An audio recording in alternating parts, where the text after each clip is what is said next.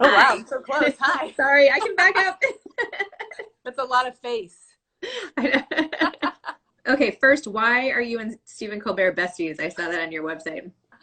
That's a little tongue in cheek. I did go on his show to talk about California, and I have not spoken to him since. He's not returning my Okay. calls. But he's a really nice guy. So I say that because anyone who helps me get on the bestseller list is my best friend. Pretty much. Yeah. Yeah, yeah. He basically, I would.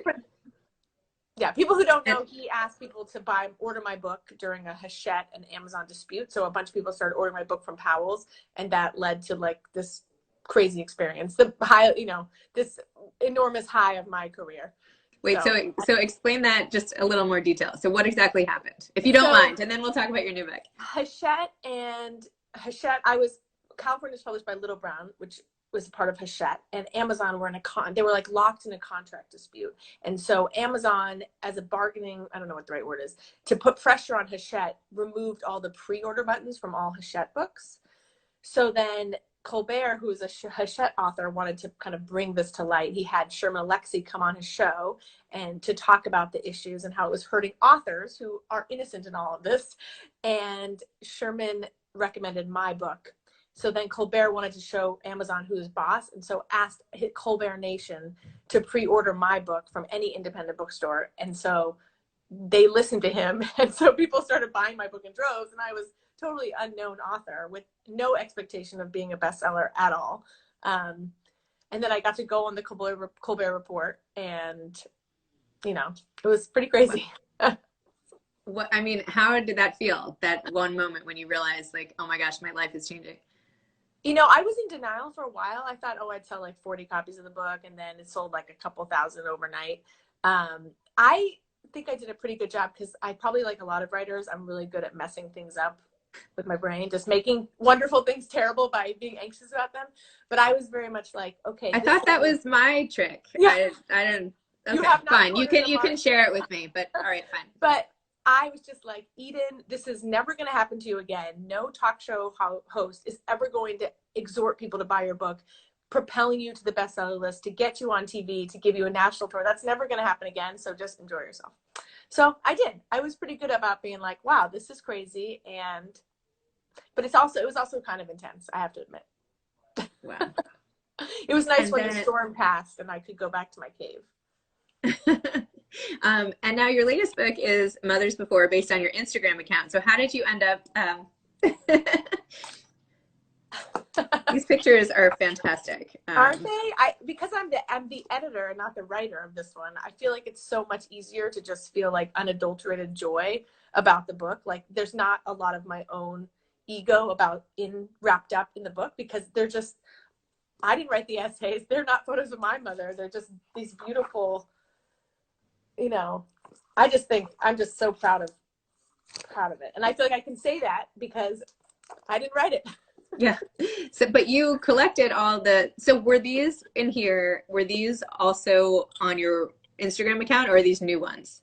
The vast majority are new. I think there's 3 images that were on the Instagram. It was very important to me that the book be kind of its own object. So if you're a fan of the Instagram, you'll be a fan of the book. If you never heard of the Instagram, you can still access the book and connect with it. And I wanted to feel like, if something's for free on the internet, why would you buy the book of it? So I didn't want it to just be like, take the internet and put some hardcover around it. So I went and reached out to a bunch of authors and people that I admire, and said, this is the project. You have a photograph of your mother before she was a mother. And I kind of let them write whatever they wanted to write about the photograph, about who their mom was before kids came along, what their relationship with each other is like. And there's so many different approaches to that assignment. And they're all there in the book. So I feel very like, oh, wow. Did you find any common themes with what people wrote? I noticed a lot of the essays. I didn't notice this until I was like late in the game, but a lot of the essays end on questions. The literal last line is a question. And I love that idea, because you can never totally access someone before you met them. And your mother is always who she always was, right? But something about her has it's only 8 a.m. here, so I'm gonna try this word again, irreparably changed by parenthood. So there's sort of a lot of guesswork involved in figuring out that person's identity.